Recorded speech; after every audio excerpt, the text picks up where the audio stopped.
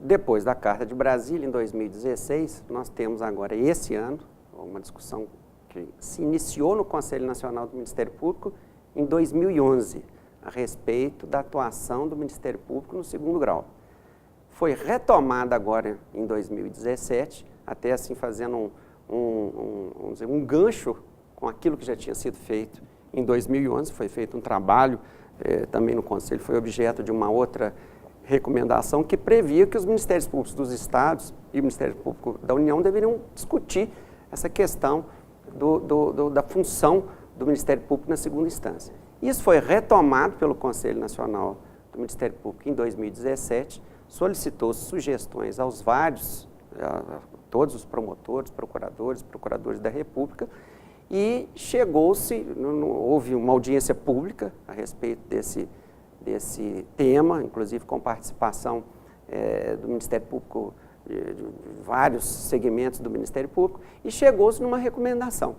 Uma recomendação que é sem cunho vinculativo, como todas as recomendações do CNMP, mas ela sinaliza para uma atuação um pouco diferente da que hoje é feita na segunda instância, na maioria dos Ministérios Públicos. Interessante que essa recomendação, ela deverá ser, ela propõe uma discussão desse papel do procurador na segunda instância. Mas a tônica disso tudo, que seria, ela vem no sentido tanto do procurador que tem a função tão somente como fiscal da ordem jurídica, ou que atua como o antigo fiscal da lei, como nas hipóteses em que o Ministério Público é parte, tanto nas ações civis públicas quanto nas ações penais, em que o sentido de que o procurador haja de forma mais efetiva. Como? Primeiro, uma interligação com a função do primeiro grau, ou seja, que aquelas ações ajuizadas lá em primeiro grau, em que o promotor muitas vezes tem sucesso nessas ações, tem um acompanhamento mais de perto do procurador, que o procurador possa, não só através de seus pareceres, mas na atuação no tribunal, através de sustentações orais, e o desdobramento dessas ações com os recursos. Então, a recomendação 57 do Conselho Nacional do Ministério Público, ele dispõe de uma série de mecanismos e de forma de agir da segunda instância do Ministério Público, que realmente está provocando uma grande discussão nos Ministérios Públicos, porque o que a gente observa, talvez esse seja o grande, a gente chama o grande contrassenso da segunda instância, é que o promotor de justiça, depois de anos trabalhando no primeiro grau, chega ao cargo de procurador de justiça, e similares, no Ministério Público Federal, chega subprocurador da República, ele tem as suas funções, a nossa própria lei prevê, reduzidas, o que se estima, em quase 2/3 de suas atribuições. Enquanto como membro do primeiro grau, ele investiga, ele participa de audiências públicas, ele ajuiza ações, ele tem intervenção em vários órgãos ali do município, ele tem competência plena. Quando ele chega no ápice da carreira, em que ele já passou por isso tudo, ele tem uma bagagem, pelo menos de vivência, uma bagagem institucional muito grande, ele tem as suas atribuições reduzidas. Por quê? Porque a função do procurador perante o tribunal é de receber aqueles processos já prontos do primeiro grau e elaborar ali um parecer. Dependendo da estrutura do Ministério Público, e isso acontece em alguns Ministérios Públicos do Brasil, muitas vezes ele faz um parecer e sequer é intimado depois do acórdão, porque existem órgãos específicos para o desdobramento desse caso, para fazer os recursos para os tribunais superiores, tanto o STJ quanto o Supremo. Então, isso tudo leva a uma situação, uma condição até de desmotivação institucional, nós podemos dizer assim, do procurador de justiça. O que a recomendação do CNMP fez, ele fez de uma forma muito didática, já que ele aborda diversos pontos dessa atuação no segundo grau, foi de provocar uma discussão a respeito disso. Será que não há forma melhor de se agir em segunda instância? Essa foi a grande questão. E a resposta para essa indagação, as propostas estão lá na própria recomendação. Ela sugere, por exemplo, que o procurador de justiça, que tenha aquela função de fiscal da ordem jurídica, Por exemplo, seria o procurador que não atuaria nem nas ações civis públicas e nem na parte penal. Que ele priorize as questões ligadas ao interesse social e deixe de intervir. Existem vários atos, os atos de racionalização estão aí nos estados e o próprio Conselho Nacional do Ministério Público tem, e que ele priorize a atuação social. Vamos dar um exemplo, por exemplo, nós temos um procurador que muitas vezes ele atua no mandado de segurança, uma questão individual, uma questão tributária.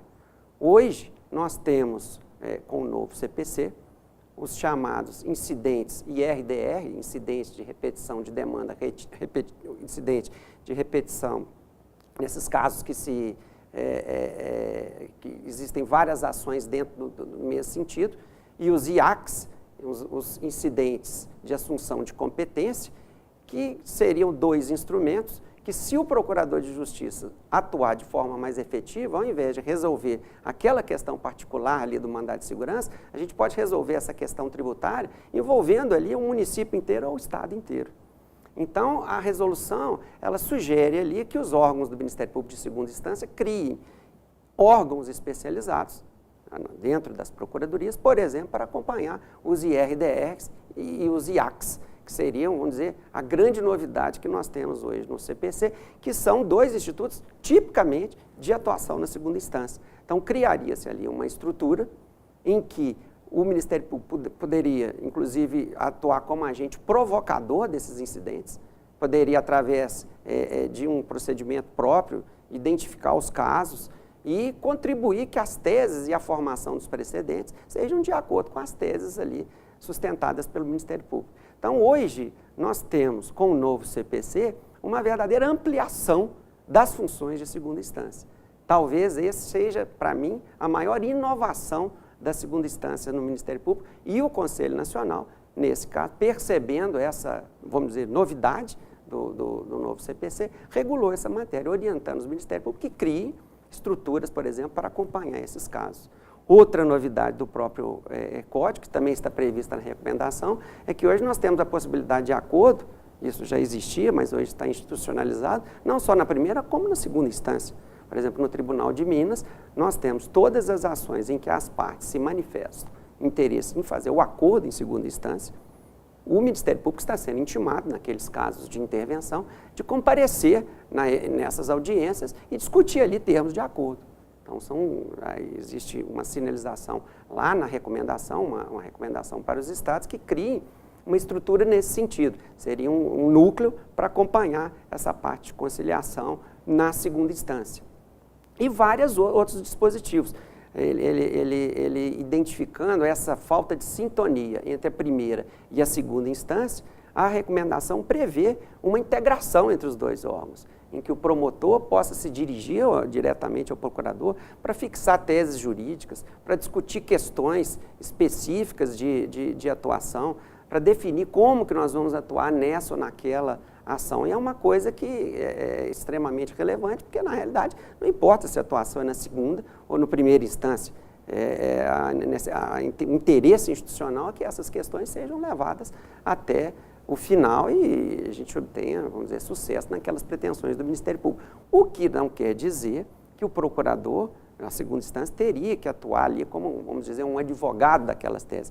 Evidentemente, não. A própria recomendação prevê, temos a nossa independência funcional, pode haver, sim, uma divergência entre o primeiro e o segundo grau.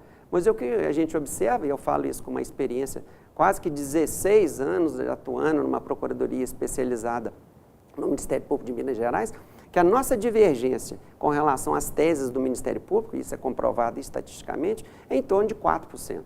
Ou seja, em 96%, aquelas questões defendidas no primeiro grau são sustentadas também no segundo grau.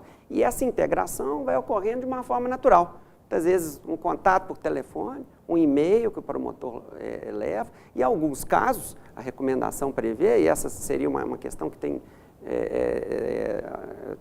identificado alguma resistência nos próprios ministérios públicos, de em determinadas circunstâncias, casos pontuais, em que o promotor de justiça tem amplo conhecimento dos fatos. Por exemplo, nós temos uma investigação que o promotor leva 10 anos fazendo essa investigação, ele tem um conhecimento da complexidade dessa ação, que o próprio promotor seja chamado, naquele caso pontual, para atuar também no segundo grau. Não só através de memoriais e das peças, vamos dizer, escritas, mas até mesmo fazer uma eventual sustentação oral, tanto nos tribunais estaduais quanto no tribunal superior. Para a gente, lá, assim, especificamente para a nossa Procuradoria de Direitos Difusos, isso não seria nenhuma novidade, porque praticamente as outras questões todas, às vezes a entrega de memoriais a desembargadores e ministros, os promotores já têm essa participação com os procuradores. Isso já é uma coisa que acontece de forma corriqueira. O que a recomendação prevê é essa participação. E, por outro lado, permite também que o procurador, em determinados casos, possa participar também de atos no primeiro grau. Pode acontecer de uma determinada hipótese, já tivemos também esse caso prático lá em Minas Gerais, em que existiam várias ações relacionadas com o mesmo fato em várias comarcas, em que o procurador, isso aconteceu até de forma informal, começou numa ação específica, num recurso específico que chegou na Procuradoria, o procurador iniciou um trabalho de coordenação, inclusive tentando fazer um acordo, é uma ação que envolvia assentamento de famílias afetadas para a construção de uma barragem. Ele chegou a participar de inúmeras reuniões com vários promotores diferentes, sociedade civil, e um acordo que levou meses de negociação. Aí eu te pergunto, nesse caso específico, uma audiência lá no primeiro grau, quem estaria mais habilitado com a visão macro para participar? O procurador de justiça. Então é uma via, vamos dizer, de mão dupla. O promotor pode participar aqui, como o procurador pode participar também do primeiro grau. São casos, assim, pontuais, que podem ocorrer, mas vem em benefício da instituição dessa atuação mais efetiva que busca o próprio Ministério Público resolutivo, né?